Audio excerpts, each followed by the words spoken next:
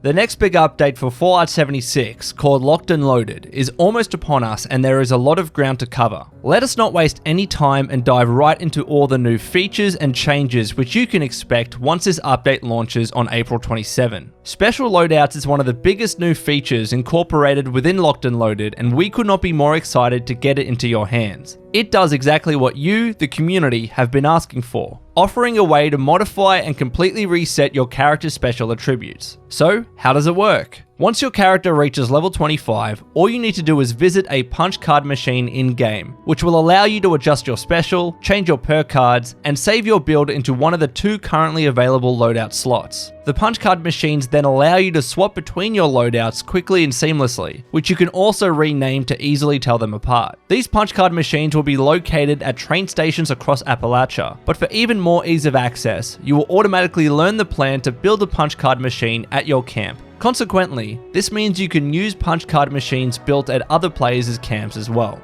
Speaking of camps, the next major feature to cover is camp slots. Yes, this is going to allow you to build, keep, and swap between multiple camps at once. Assuming you already have a camp built, when you open the map and expand the new camp slots menu in the upper left corner, you will be able to activate a second camp slot, allowing you to safely place down a new camp without destroying your first one. At this point, each of the 2 camps you have constructed are saved in their own slot and can be managed via the camp slots menu. This new menu contains options to rename your camp, turn your public map icon on or off, thereby making it either visible or invisible to other players respectively, and even change the icon of your camp. These options are also available to you when you select your active camp directly from the map. Remember that you can only have one camp active at a time, meaning that others are stored but still ready to be activated at your will by selecting your stored camp and then activate camp. By doing this, your inactive camp will be removed from the world and your newly activated camp will load in its place. Next up, we need to mention that Locked and Loaded is introducing changes to how vending machines and displays work in the game. Vending machines will now have the same shared inventory across all of your camps, meaning that you do not need to reassign the items you are selling every time you build a new camp or swap between a camp. Additionally, because vending machine item slots have become merged into a single pool, you can now sell the maximum number of items with just a single vending machine instead of multiple. Display cases, on the other hand, will not operate in the same way, such that you can still display different items at each of your camps. We have heard your feedback on shelters loud and clear too, and with the next update, both vending machines and display cases will be placeable inside of shelters. And one final point on vending machines. While powering on a vending machine will allow it to sell items to other players,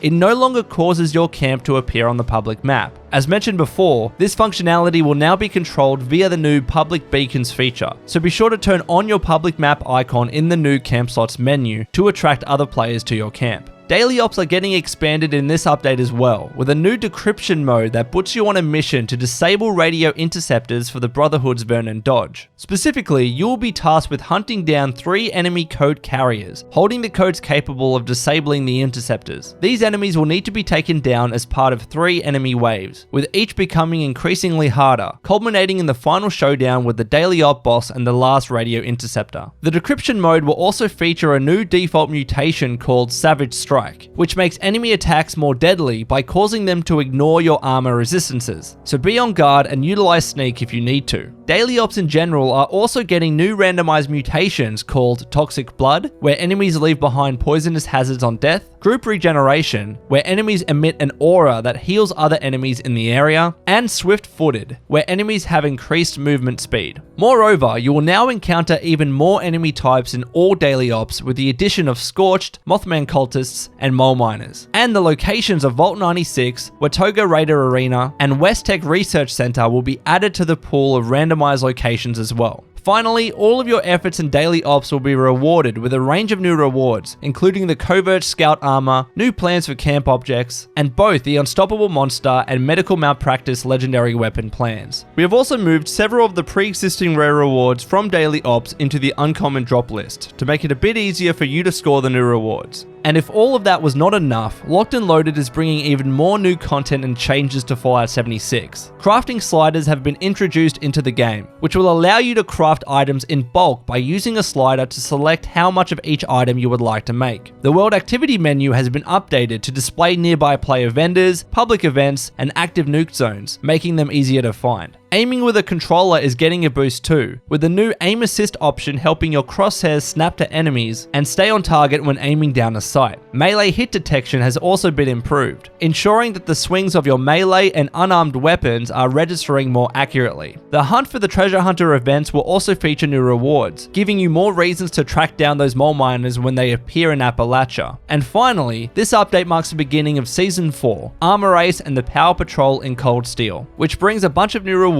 for you to work towards, including new items, skins, and even camp objects like mannequins, allowing you to display your cool outfits in the game. So, that finally marks the end of the video. I told you there was a lot to cover. We hope that you are excited for Locked and Loaded. Please let us know your thoughts in the comments below, and as always, ad Victoriam.